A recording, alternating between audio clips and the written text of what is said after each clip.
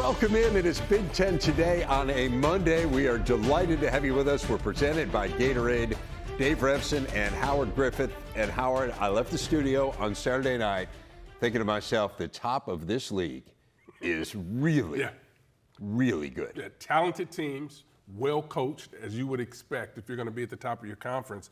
But these teams are really dynamic in the things that they're able to do and accomplish on the field. Absolutely. And it was a fun weekend. We learned a lot, as we always do. The big board taking us through our big story, the week that was in the Big Ten, a weekend that started with Minnesota suffocating the Huskers on Friday night. Michigan got a nice bounce-back win. UCLA keeps rolling. Iowa keeping the Nittany Lions winless in conference. Indiana and Oregon looking the part of top 10 teams. One non-conference game, USC falling to the Irish. And how about shutout wins for Northwestern and Ohio State? Let's start with the Buckeyes, the number one team in the country, and they certainly looked the part in Madison. They did not get much resistance from Wisconsin. Ohio State really dominant, feeling very good about themselves heading into the bye. The accuracy of Julian Sand, I think, is the thing that stands out to me the most from this. Yeah, I think it is. I think you think about his ability, 80% at this particular point. Crazy. It's unbelievable when you think about being a young quarterback, having the opportunity to really run this offense. And this is a talented offense. And the other thing that's really, when you think about this Ohio State team, Jeremiah Smith wasn't the big name that we were talking about as we normally do. Right.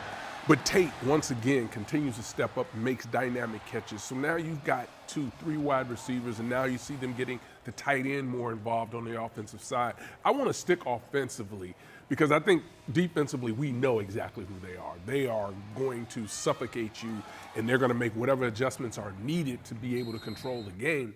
But offensively, we're continuing to see them, I think, gain strength. You want to see more out of the running game? Yeah, I think so. Everybody wants to see that. But I think they're so efficient in the passing game that they're never in a situation where they can't control the game. When they need to run the ball and they want to run the ball, 4-minute offense, they go out and get it done. That's where I am on this team. I mean, I think I have a slight hesitancy with the run game. They're playing at a really slow tempo, which is interesting. They're not trying to force the issue at all offensively, but you come back to Tate and Jeremiah, and you're right. You know, Jeremiah Smith didn't have the huge game. He still tied a career high with 9 catches. But Carnell Tate is, I mean, on any other team in America, maybe save 2 or 3, he'd be wide receiver 1. I mean, he's a legitimate All-American candidate. So you've got 2 All-American level wide receivers. You've got a quarterback who has picked up this system incredibly quickly. And then to your point, Howard, the defense is just amazing. I mean, they still haven't allowed a first-half touchdown all year. You're 7 games into the year. You played some very good competition, and no one has gotten into the end zone against you in the first half of a game. It just speaks to how good that group is. It really is. And you think about the secondary, to me, that's another area where they've made a big jump. The athleticism that they have on the back end, they're not getting a lot of the penalties that they were getting last year, the pass interference calls. They are just, I mean, they are humming along. And you think about it, because I talk about this usually on Saturdays after we watch Ryan Day speak with the media. He just seems so relaxed. It just seems he had a relaxed look last year, but it just the way he communicates now and talking with the media, and it's like, okay, we've got to get this done. We still got some things we need to clean up, but you know, there's no pressure. It doesn't feel like outside of what's coming from within, but they're just doing a great job of putting their players in great position, and those players have responded, particularly go back to the defense, to really a new system and a new way of playing football. They're being challenged to really make big plays. Held Wisconsin to 9 first downs, 144 yards for the Badgers. I mean, wow, 2 straight games getting shut out at home. First time they've been shut out in consecutive games since 1977. It just doesn't feel like there's an obvious solution here for Wisconsin other than time. Yeah, and that's what they're going to need. It appears they're going to need time and be able to continue to find out who they are. And it's strange to say that we're getting into year 2, year 3, and we still don't necessarily know what this team wants to do and what they can hang their hat on. It's been tough for them as well from the quarterback position. They really haven't been able to have a healthy guy back there that they can rely upon each and every week. And I think that kind of really slows the team down quite a bit. And I think it has a lot to do with what happens defensively because they have to spend more time out on the field. Totally fair. You brought in Billy Edwards, who I think everyone felt like was going to help Absolutely, this offense. Yeah. And he's been hurt, unfortunately, which is a familiar theme. It's unbelievable the bad luck they've had at the quarterback spot under Luke Fickell. And then you talk about the schedule, which we have harped on many times. There's just, I mean, how are you supposed to get well against Ohio State and then on the road against Oregon? I mean, it's just, it's a tough hand that they were dealt. But again, there is no immediate sign that it's going to be significantly better here. So the Buckeyes remain number one. Indiana is now the number 2 team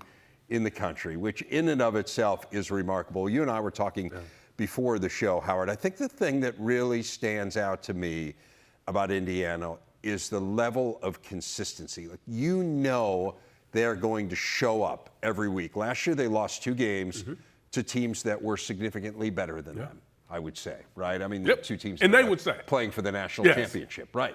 And it gave them a blueprint for what they needed to work on and how they need to get from being really, really good to being elite. I think they have done that. It was line of scrimmage. Kurt Cignetti said that. But I know they fell behind a little bit early here in this game. Give credit to Michigan State. Offense looked better. But Indiana is in full control, and they always show up. Well, we go back a couple of years, they would talk about, when you start talking about teams competing for the playoffs, are they controlling the game, right? The game control. The game control. Yes. They control every game that they're in. Even when they get behind, and you can watch the sideline, there's no panic there. They still know, okay, well, here's why we're behind, because we didn't execute in this particular play. We didn't get this done. We didn't get that done. But I think the key to it all, and you mentioned it, their ability to be up every week and ready to match the intensity of, it's not even to match the intensity of the opponent. They set the level of intensity that they're going to play at, and the opponent needs to match it. How hard is that? I mean, you've done this. You've been on dominant teams. You've been on Super Bowl teams. How hard is it to bring it every single week? Because it just seems to me there's a human nature element. There's so many disparate parts that you got to bring together. It seems like that's got to be really hard. What do we talk about? We talk about when teams first start to have this type of success, the outside noise is going to get to them. Hearing text messages and everybody telling you how great you are, you should be making more money in this day and age, these other things, these outside forces. But it doesn't seem to have penetrated this Indiana football team in that locker room. Because this is a hard thing to do. It's one thing to say, hey, you can pop up on the scene and make some plays last year. You can just explain it away. Most people try to by saying it was the record that Indiana played, the schedule, excuse me. That's why they're here. And they say, oh, no. we'll show you again this year. This team is better. Oh, by far. And think about how good they were last year. They were really good. This team is better. It was so fascinating being in practice. Again, I realized a couple months ago now, but it still just stuck with me that they had such a chip on their shoulder and they wanted to prove the world wrong. And it just feels like this entire year has been that theme and harping on that theme of look, last year was no fluke. And in fact, we don't think last year was up to the standard of where we want to be as a program. And it's hard to argue with it now. I mean, they're just, man, they're good. Let's put this into a little bit of context. We've seen some of our best teams, the Ohio States. We've seen Oregon. We've seen them in situations where, they did not play up. Not this year necessarily, but we've seen in the past teams that have been able to be a part of be competing for championships, not necessarily played at that level. Things have gone down, and whatever reason they weren't up. You just haven't seen this out of the Indiana team, and I think that's one of the reasons this is so impressive to watch. I will say this about Michigan State. I thought the offense was better. They had 2 games where the offense was kind of non-existent, yet Aiden Chalice was banged up. They threw the ball better. So got it to the playmakers. Maybe you see that as a little bit of a positive. Obviously, a huge game coming up this week at home against Michigan. As for the team the Hoosiers beat last week, it is fair to say that Oregon bounced back, Howard. Our Gatorade big stat focusing on the Ducks' blowout win over Rutgers. Oregon rolled up 750 yards of offense, a little more than 0.4 of a mile. You know you can't get that done on a video game. That's crazy. For context, the third highest offensive output for a Big Ten team in a conference game in the last 3 decades, the most since Michigan put up 751 against Indiana a dozen years ago. I said this on Saturday, I'll say it again. I think Rutgers was in the wrong place at the wrong time. Every year there's a few bad timing awards. They get it? I think they got the bad timing award. But that said, I mean, Oregon was out to prove a point, clearly coming off the loss to Indiana, and I would say point proven. Yeah, in all phases, right? They got after the quarterback. They got after the quarterback. I think if you go back to the game that they lost, they really didn't get pressure on the quarterback, and they needed to start doing that, and they did that. They made things really difficult. And this is on an offense, really, that have been able to make plays. You think about Rutgers. What they have done well this year is move the ball, particularly through the air. Oregon said we're not having any of that. No, by the way, we've got these players, all these players on offense, and they went into this game, I think, and it was mentioned in the broadcast as well, made a concerted effort to get Sadiq involved in this game. The tight end play at Oregon, I think, coming into the year, I thought that was a position where they would, each and every week, would probably have an advantage versus most of their opponents. They now have made a concerted effort to that to get him the rock. So how do you slow this team down? That's what you got to be able to do. I don't know that you do when they're clicking. It seems like they've kind of focused a little bit more. No Whittington. I mean, we have fewer guys carrying the ball. I think they've kind of winnowed it down a bit of, hey, we know who our featured backs are going to be. They've got 2 or 3 now who they're feeding the ball to more. They average 12.5 yards per play, which is just staggering. But I think to your point, the gap in yards per play was pretty amazing. And Rutgers was under 3 yards a play, just over 200 yards. And we know how good this offense can be. They were over 385 yards in every game before this one.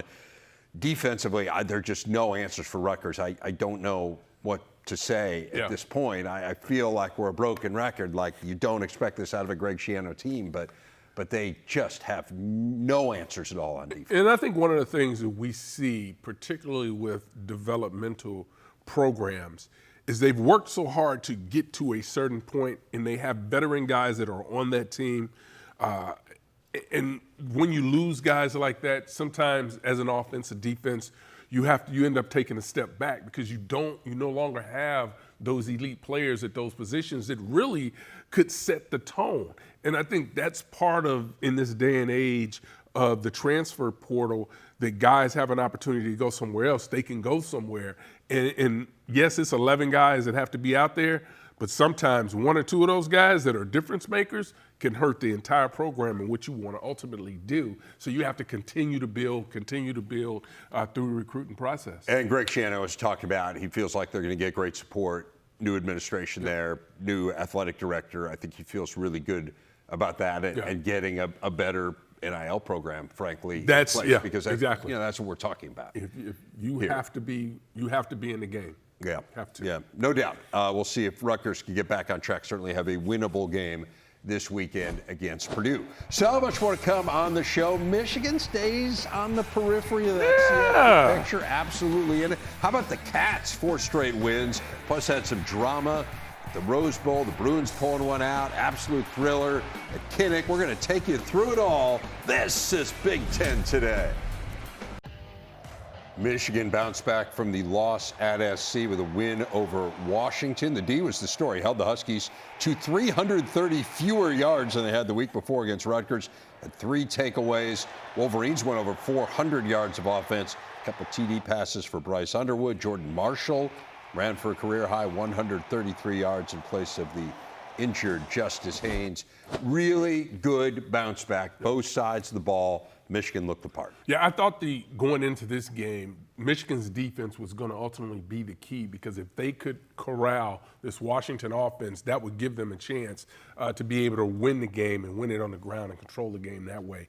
And they did an unbelievable job. You're talking about rushing the passer. There were so many individual battles, one-on-one battles, that this defensive line of Michigan was able to win in this game. Really put a lot of pressure on the quarterback. One of the reasons he kept coming up with those turnovers.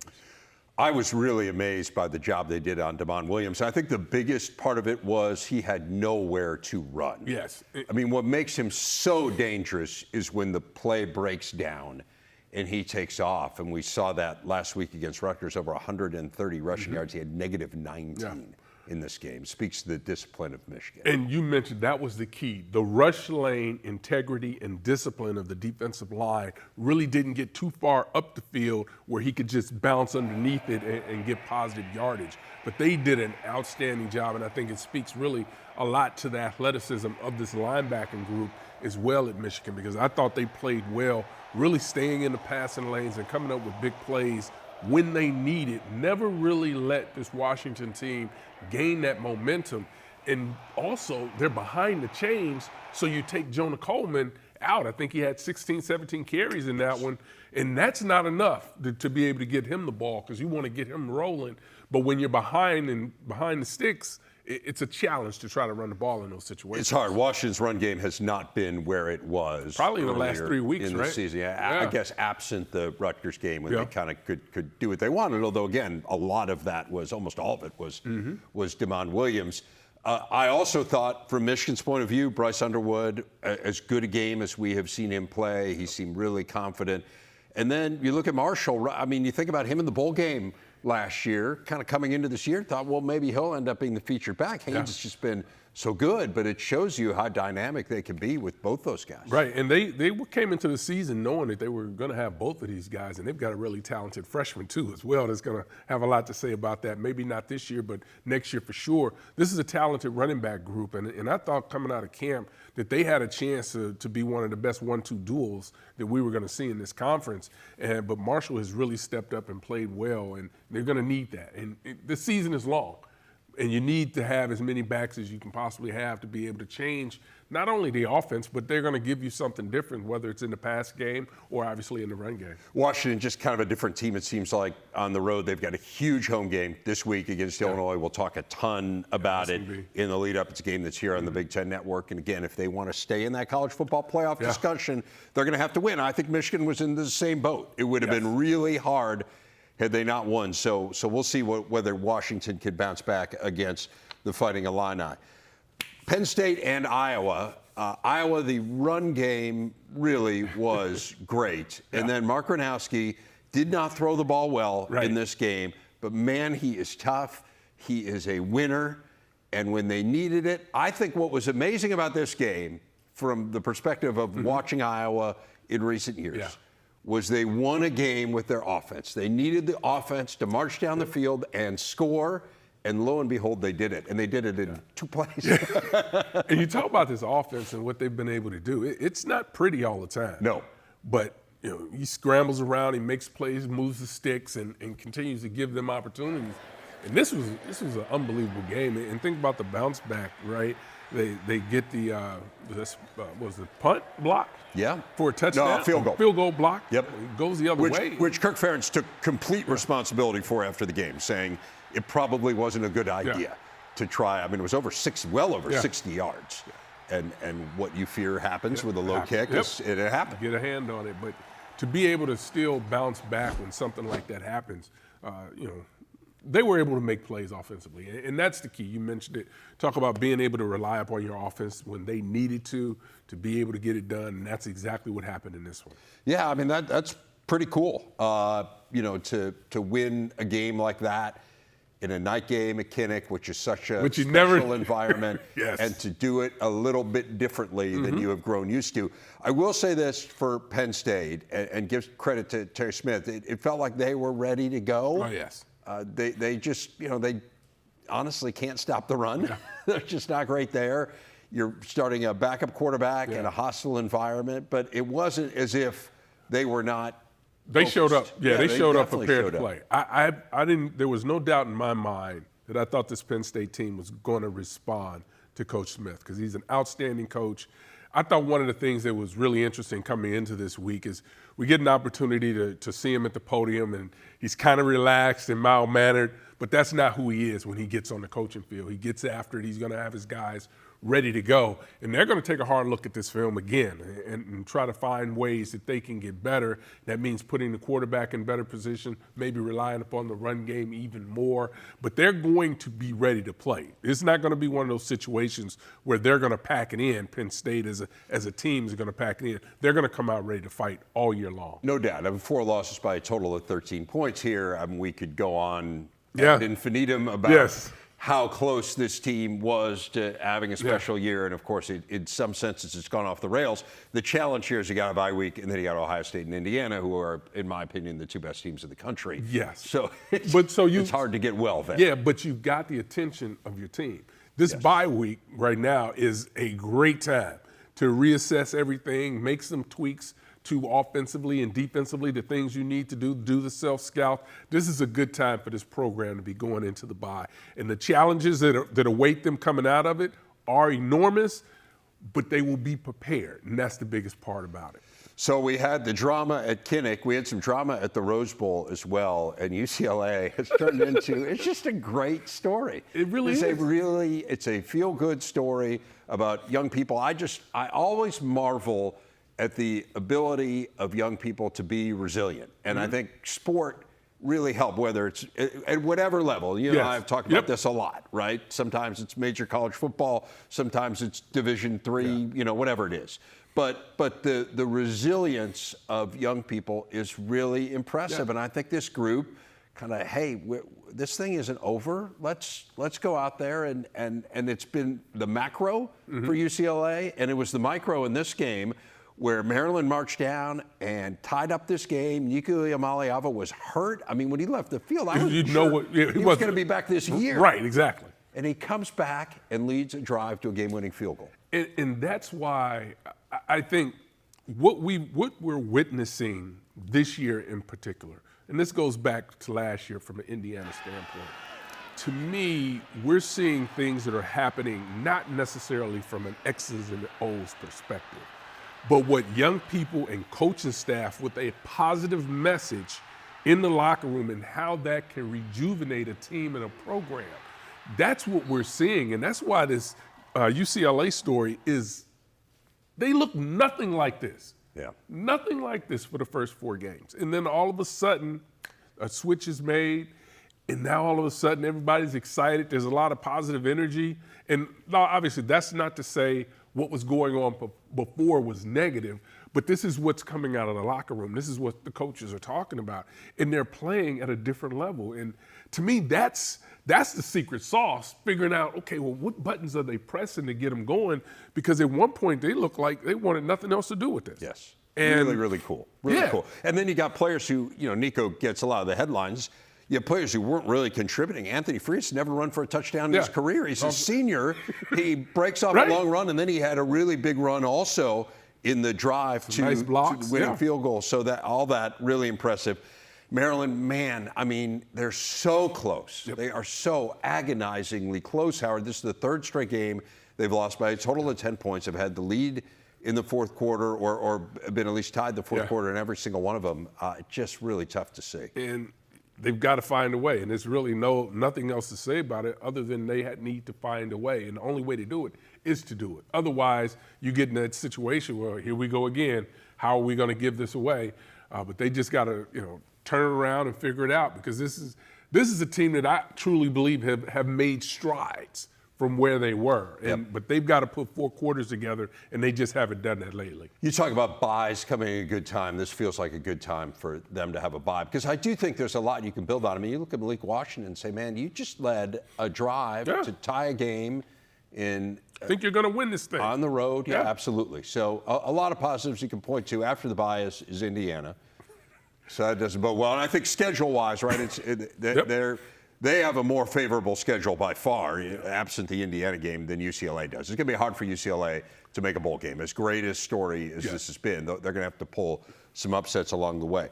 Speaking of bowl games, Northwestern is 1 win away from a bowl game. And if you would have told anybody, maybe outside of that team, coming out of that performance at Tulane in the opener, that they were going to win 5 of their next 6 games, and honestly, give Oregon a pretty good game in the one really good game that they lost. I mean, well, final score 20 points, but certainly held that Oregon offense in check. This is an amazing story, and you talk about a great turnaround. This defense is really good. Yeah, Tim McGargle's done he has a tremendous job. Finally starting to get a lot of credit for what he's been doing. Longtime assistant's done a great job at several places that he's been. But this, again, I look at Coach Braun, and, I bring this up on Saturdays, particularly when they win, when he went back to that UCLA game, and he talked about what we needed to do and how much was still left out on the field, and they keep addressing it. And the other thing, listen, if they don't turn the football over, this is a good football team. Well, I will say this. They tried. They tried. I mean, this game could have been very different had Purdue caught a few interceptions that were thrown kind of right at him. I mean, Preston Stone did not have a good game. Yeah, I think when you look at it on the Purdue side, Purdue had been playing so well. Yes, they had been. Right, they've been playing really well, and then all of a sudden they have this game, and it's like, oh, well, what happened? And they've got to find a way to make those plays. But going back to Northwestern, they just, and offensively, they're able to run the football. Oh, their run game's really good. Their offensive line is legit. I hope Komolafe got hurt in that game, but then, they bring in the third-string running back. Sean Reeder is ripping through people. So you need an opportunity. You get some big guys up front that know what they're doing, and your fortunes can change for you. But again, I think for Northwestern, don't turn the football over, don't commit a bunch of penalties, and things can work out for them. I know it'll be tough coming down the stretch, but this is a good football team. They are light years ahead of where they were when we first saw them at the beginning of the season. Yes, schedule is very challenging. Yep. No question about it. Again, you're one win away from a bowl, but there's no obvious win on the schedule. They go to Nebraska this week. For Purdue, we talked about this a little bit on Saturday, and you kind of hinted at this. I was surprised they didn't play better because they have been playing better. And this would have felt like an opportunity for them where they look at it and say, hey, these next 2 weeks, Northwestern and Rutgers, this is a chance for us to end this conference losing streak. Yeah. And honestly, I mean, they just couldn't do anything on offense. I give Northwestern credit because Purdue marched up and down the field on some pretty good defenses. I mean, Notre Dame, they moved the ball. Illinois moved the ball. They haven't struggled to move the ball this year, but until the fourth quarter, they couldn't move it at all in this game. So you can make an argument the teams that they weren't supposed to move the ball against, they were able to do that. Yep. And then a team where you think that they should have an advantage, they didn't have the advantage. It kind of goes to what we spoke about earlier in the show, being able to play at your level, raising the level of your play each and every, and staying at a consistent level, because they weren't consistent. We had saw them continuing to build, and I think that's probably the most frustrating part for this team and the coaching staff when they look at this film. The opportunities were there, and they didn't seize the opportunity. Better than what they showed in this game. They have been better than this effort, and we'll see whether they can turn things around on Saturday. The Boilers back in action this weekend, part of a doubleheader here on the Big Ten Network. It kicks off with that Purdue team against Rutgers, and then a huge game that I was alluding to in the mid-afternoon window. A couple teams still harboring CFP hopes. 23rd ranked Illinois heading to Seattle to take on the Huskies. Coverage begins with countdown to kickoff, 11:30 Eastern, 8:30 Pacific. Big Ten Network, Fox Sports app. It just felt to me, Howard, like it could be summed up with two things: just too many mistakes and an inability to stop the run. And you knew going into this game was going to ultimately be about the trenches. The weather was out there, so you weren't probably going to be able to have the explosive plays down the field. So you're going to have to be able to stop the run, and that's something they weren't able to do. And you go back a week ago and talk about this SC team, and Coach Riley was talking about just the physical nature of the game that they just played. And they were able to run the ball and stop the run. But in this game, when they needed to, they couldn't get that done. And then you think about the mistakes that they had, even on the reverse pass that didn't happen, ended up being a fumble. That, to me, really changed. That was the biggest play of the game.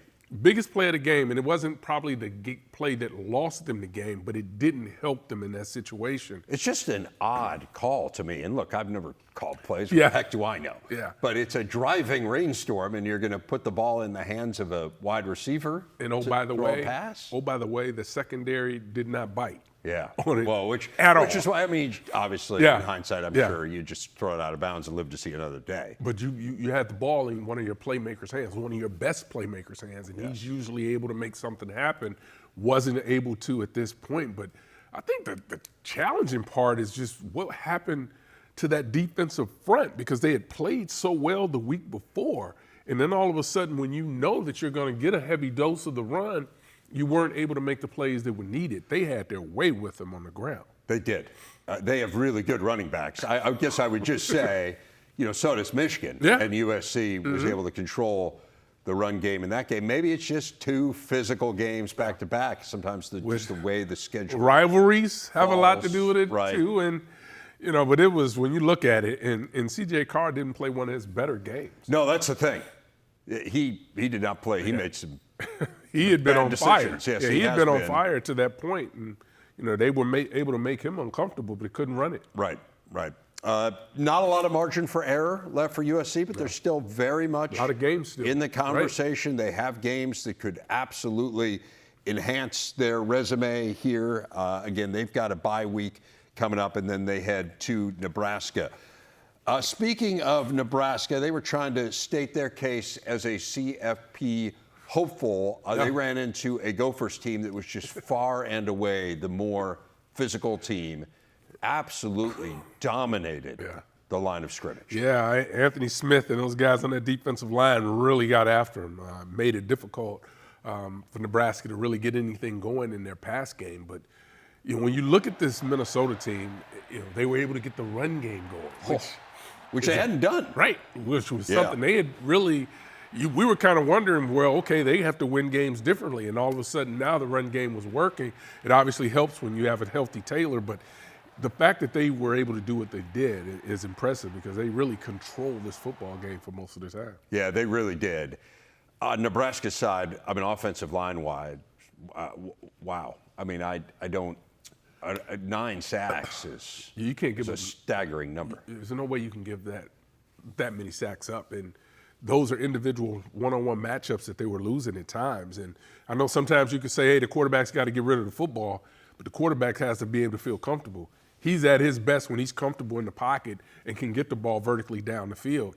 And if you can get Emmett Johnson going, then good things can start to happen. But if you can't protect the passer, there's no way you can expect to win football games in this league. 36 rushing yards, their fewest since 2007. The sacks factor into that, so it gets a little bit distorted in college football. But to your point, Emmett Johnson had been really good, and we saw a few good moments from him in this game. But give Minnesota a ton of credit. I mean, they played this game exactly the way that they wanted to play it. And they hadn't played great the week before, but they figured out a way against Purdue. But this, to me, was peak Minnesota. This was this is what we're accustomed to seeing. Because of Taylor. You mentioned it. Like the fact that they can run the ball and play great defense. And I thought Lindsey played well. There's a reason that they had so much confidence in him. And P.J. Fleck has talked about what he was able to do going back to his first spring there, and they knew that they had something special. And for him to be able to show up in some of these games, and I thought also he was able to use his feet. He does a really good job of maneuvering in the pocket to give himself some more time, so he can take care of that. But it was good to see them win the way we're accustomed to seeing them win football games. They got a huge game at Iowa. I mean, again, you say what you want. People scoff, but I mean, anyone who has 2 losses is in this thing. You are in the college football playoff discussion, in my opinion. If you're in the SEC or the Big Ten, you have 2 losses. Yeah, you have a shot. You've got a shot, and how you win is going to be important. But the reality is this: you just need to keep winning the next week. And what we're seeing, the middle of this Big Ten, it's going to be fight to the end. So they go to Iowa. Yeah, Iowa's in that conversation. They are. They're sitting there, and all of a sudden, it's an Iowa team that looks better offensively. So we're going to see some good football. This is one of the few seasons where every week, once we get into conference play, there's really doesn't seem to be a bunch of gimmies on the schedule. I know. No, it's going to be a great game. I mean, it is like there's so many teams that still feel like they're in this thing, and they are in this thing. They're certainly mathematically in this thing. And that's no what's been question so about good it. about college football lately. It's cool. We go big picture as we wrap up Big Ten today. The latest top 25 featuring 5 Big Ten teams. Indiana is now up to number 2, highest ranking in school history. They're the 4th different Big Ten team to be ranked in the top 2 this year. Ohio State remains number 1. Oregon is 6th. Miami took the most precipitous drop among the top 10 teams this week after falling at home to Jeff Brom and Louisville. Illinois and Michigan return to the rankings. USC and Nebraska fall out, though the Trojans still the first among others receiving votes. And something important to remember, Howard, this year that's different in the CFP is a conference can receive multiple buys. So you easily could have a scenario where the Big Ten gets 2 buys. Honestly, you could have a scenario where the Big Ten gets 3 buys if things played out well. But kind of what we were talking about here, you have so many teams. You have 11 teams with 2 or fewer losses. I'm not suggesting that they're all playoff contenders realistically. But they got opportunity. Mathematically, they are. Mathematically, they are. And I think going to the 12-team playoff, this is what the fans wanted. This is what the institutions want. When you look at your team still having an opportunity and still being in this race now at this particular point in the college football season, it's something to still be excited about. Before you were like, oh, it's over. Yes. Now it's like, oh, we can figure this out if this happens. So yeah, this is great for college football. Oh, I love it. I think it's really outstanding. I think it was a fun postseason last year, but it enhances the regular season. I think those who say, well, it diminishes those games. No, there's so many games. I mean, again, evidence the game that's on our air this weekend. That is a huge game between Washington and Illinois. 2 teams that are in that 2-loss picture that are trying to work their way in. I keep marveling at the top of the Big Ten. I started the show with that. I will finish the show with that. Ohio State, we know, is really good. Indiana's fabulous. Oregon showed us how good they are. Those 3 teams are, I mean, any of them you could look at and say, if they win the national championship, I wouldn't be surprised. Yeah, those 3 teams have outstanding players and well coached. I think one of the reasons things have been so tough, we really have some outstanding coaches and coaching staffs in this conference, and that's evident by what its standings are right now today. Man, this is fun, huh? This is the last week of October games, and then we get into November. Where'd the season go? First CFP rankings, November 4th. Much to look forward to, including tomorrow with Yogi and Jake.